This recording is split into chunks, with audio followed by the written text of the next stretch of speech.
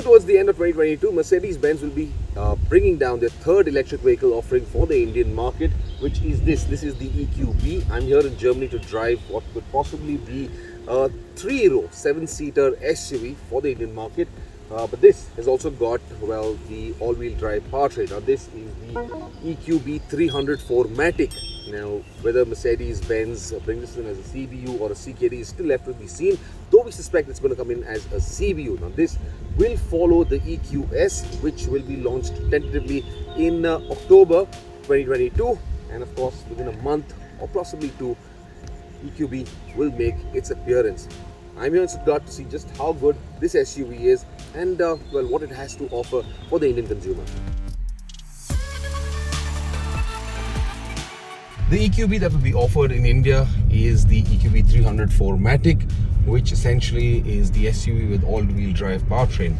Now, the battery capacity is about 69.7 kilowatt hour, but usable capacity, as Mercedes claims, is about 65.5 kilowatt hour. This, as per WLTP cycles, will give you a range of about 420 to 430 kilometers on a full charge. But again, real-world charge at discount about 30%. Which would bring it down to about 370 to 380 kilometers or somewhere thereabouts, which all in all is not too bad for an SUV of this size. Keep in mind, this SUV weighs under 2 tons, and while it has a fairly decent coefficient of drag, it's still, well, will be a fairly large load for the electric motors to carry momentum. Now, as a 4-wheel drive, the EQB has got 2 motors, one over the front axle, one over the rear axle, and depending on the driving conditions, well, the battery management system will decide whether to use the front or the rear motors or to use them both together at the same time.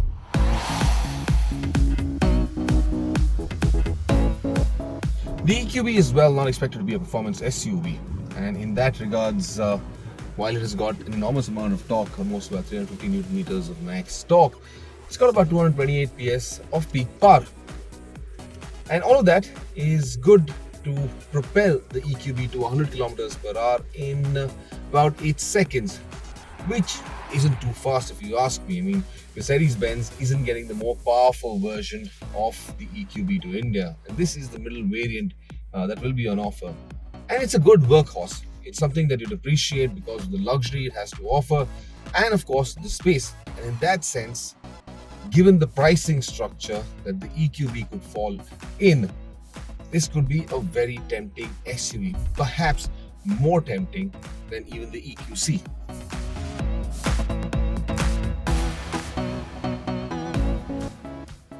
Now, because the EQB is based on the GLB platform, there are a few challenges that the EQB has to surmount.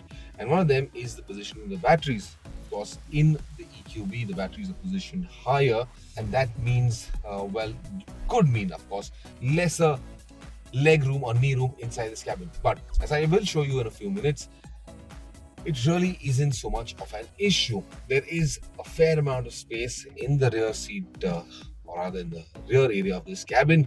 You still get an enormous boot.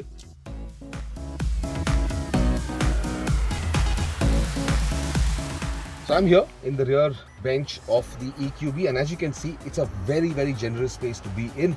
The driver's seat is positioned to where I sit, and that is still kept enough of knee room, enough of leg room, and over here also you can see there's a lot of headroom as well. So for 4, this is a perfectly well-sized cabin. If you had to put a 5th person in here, well, the space is a bit narrow, not so much, but you've also got a transmission tunnel protruding into the cabin. It's not very tall, but still would make it a little uncomfortable for most passengers sitting in that middle seat. Now, it's also a sparsely well-featured spec cabin. You don't get a lot of features for the rear seat passengers, but you do get AC vents, which of course are not climate controlled.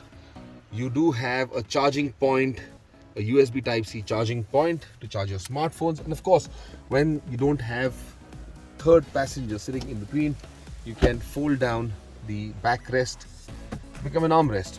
Where seat comfort is concerned, the edge point is fairly high. You sit upright, but you've got enough of comfort for long distances or short distances. I think this should be a very nice cabin to be in all the time. The EQB has multiple drive modes. You can select between dynamic, comfort or economy modes. Of course, each of those modes are self-explanatory, but each of those modes also affects the range. While each gives you performance differences, it also affects the range and the efficiency from that battery. In addition, you also got recuperation modes, which you can choose by using either the paddle shifters over here. And it's got the D plus, the D minus, or a long press will put you in D auto, where the battery management system will decide for itself as to what's the best way to manage power outputs and of course performance outputs as well.